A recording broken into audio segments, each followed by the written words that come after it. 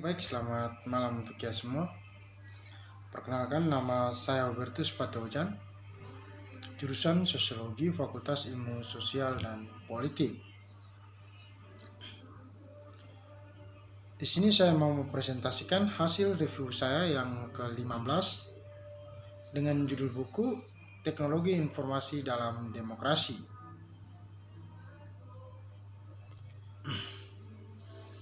Kita masuk pada bagian pertama, itu informasi tentang realitas sosial.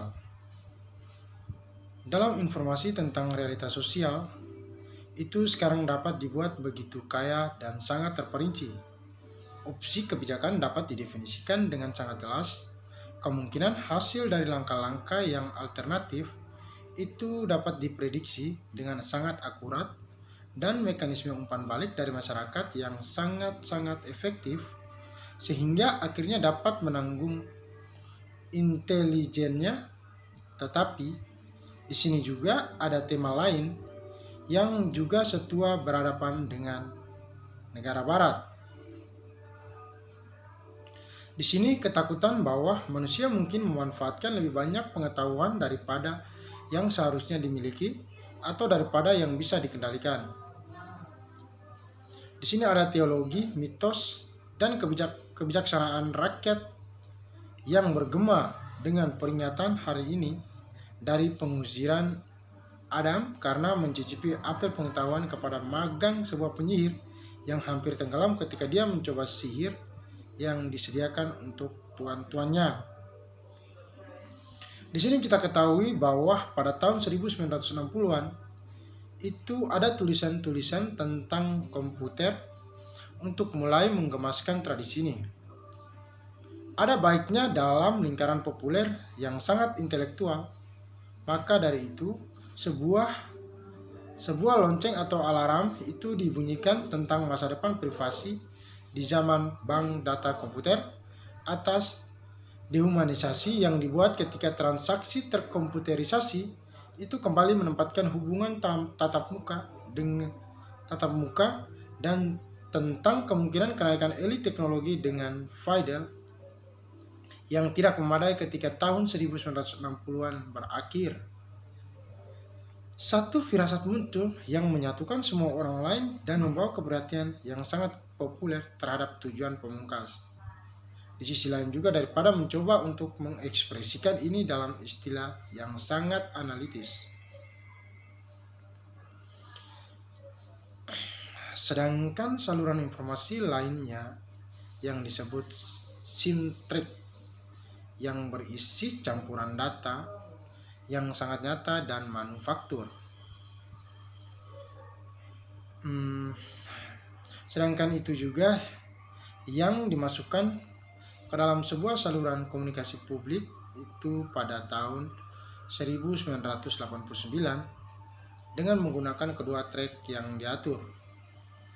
Di sini kita ketahui bahwa dalam sebuah kebijakan tentang sebuah urusan ekonomi dan politik yang utama di tangan pada real life itu sementara program simtrik yang dirancang untuk menjelaskan dan memproduksi ratifikasi sebuah keputusan yang real life.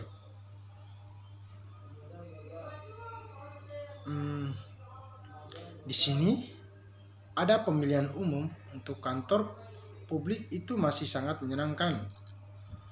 Maka dari itu dalam konteks keras yang berjuang keras dalam Wolfing itu 100 juta pemilih pada negara Amerika di kekacauan demokrasi yang sangat memuaskan.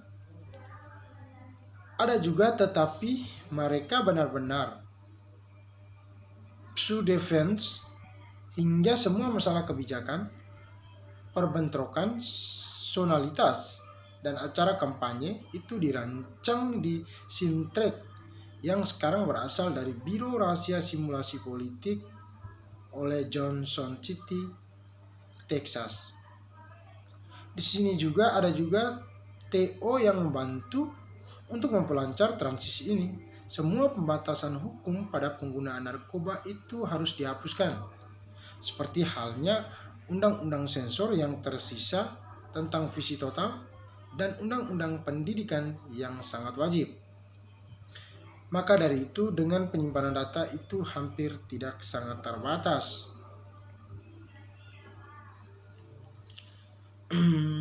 Di sini casework itu memastikan bahwa setiap kehidupan itu dibuat menantang tetapi tidak pernah begitu sulit sehingga individu itu tidak dapat mencapai perasaan, kemudi, dan sebuah tujuan-tujuan yang pasti. Maka di sini kita lihat bahwa program Life Track itu semacam ditulis berdasarkan psikologi yang sangat baru yang dikenal sebagai respon simulasi. Itu yang menggantikan konsep respons pada stimulus sebelumnya dari usia presensitif. Di sini juga ada sebagai program tingkat pertama oleh Kaswork, Pragmos itu dianggap sebagai PROG-ICE sebagai benar-benar logis dan bermanfaat secara sosial.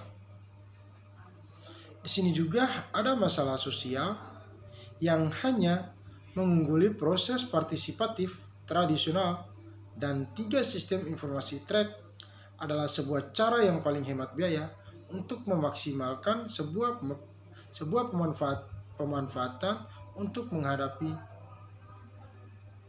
sebuah persoalan tersebut.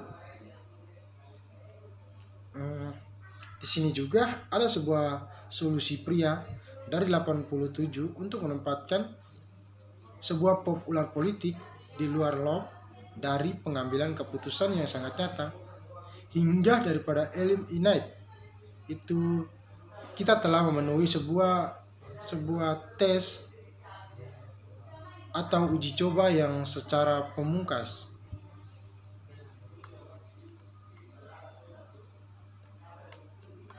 Di sini kita masuk pada sebuah rute databank ke sistem informasi teknologi itu sebuah klasifikasi bank. Ada juga databank yang secara paling umum itu sangat dipopulerkan selama debat pusat data nasional tahun 1966 sampai 67. Di pada tahun itu sangat membedakan antara sebuah sistem statistik dan intelijen. Sistem statistik itu adalah salah satu yang terorganisir untuk menerima atau mengumpulkan data-data pada sebuah individu atau kelompok untuk mempelajari sistem variasi atik dalam karakteristik kelompok. Maka di sini itu ada tujuan dari sistem ini untuk melakukan sebuah penelitian dan perencanaan kebijakan.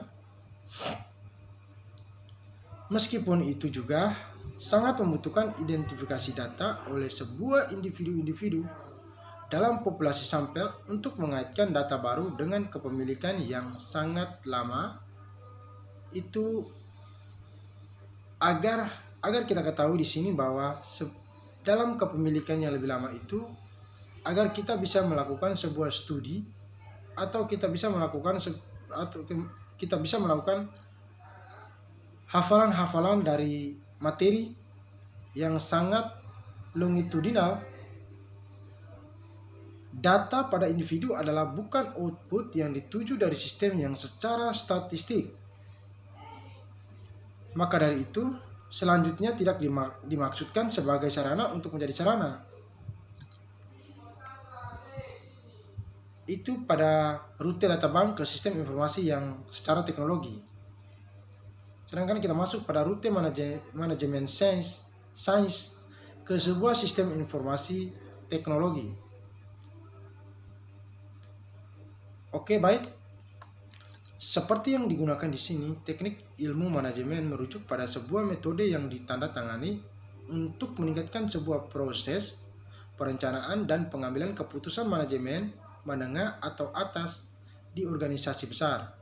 Di sini mereka seharusnya tidak menyatu dengan konsep-konsep manajemen ilmiah yang terkait dengan Frederick Taylor dan murid-muridnya yang memiliki sebuah efisien produksi daripada dedication sebagai fokus utama mereka. Di sini kedua mikrofon pada manajemen ilmu itu sebuah manajemen utama yang beroperasi pada tahun 1960-an itu telah menjadi penganggaran program atau PPBS. Itu sistem sebuah perencanaan, pemrograman, dan penganggaran. Dari perspektif analitikal itu yang terkait yang dikenal sebagai analisis sebuah sistem hingga sebuah penelitian operasi secara lembaga atau PPBS. Di sini lembaga PPBS di Departemen Pertahanan pada awal 1960-an dan sangat dihormati di mana diadakan oleh Gedung Putih pada tahun 1960-an. Di sini Presiden Lloyd Johnson untuk mengeluarkan serangkaian arahan yang menginstruksikan semua departemen dan lembaga federal untuk mengadopsi PPBS. Prosedur untuk sebuah pertunjukan pertama Presiden pada tahun 1965 itu dia menggambarkan PPBS sebagai sistem yang sangat baru dan sangat revolusioner yang akan memungkinkan pejabat federal untuk melakukan 5 hal. Namun di sini administrasi agak tidak rata. Terlambat pada tahun 1966, seorang pember dari presiden ke kepala departemen dan lembaga itu mencatat bahwa terlalu banyak lembaga. Di sini juga kita ketahui bahwa telah lambat dalam membangun sistem perencanaan pemrograman dan penganggaran yang sangat efektif. Maka dari itu ketika staf dipancing, mereka sering tidak digunakan dalam membuat top-in dalam membuat top. Di sini, Presiden menekankan bahwa kepala lembaga harus menanggung tujuan-tujuan ini jika mereka berhasil dilaksanakan untuk menunjukkan kedalaman keinginan kata Presiden. Di sini, ia akan memiliki direktur anggaran duduk dengan setiap kepala agensi dalam beberapa bulan ke depan dan ditinjau oleh PPB. Sistem kemudian menyiapkan laporan triwulan kepada Presiden tentang kemajuan implementasi mereka. Maka dari itu di sini kemudian akan berada di garis depan itu sebuah pemikiran Presiden, tambahnya ketika dia mengambil sebuah anggaran sendiri dan keputusan dalam legislatif untuk periode ke depannya. Oke, baik. Mungkin penjelasan saya sampai di sini mengenai teknologi informasi dalam demokrasi. Selamat malam.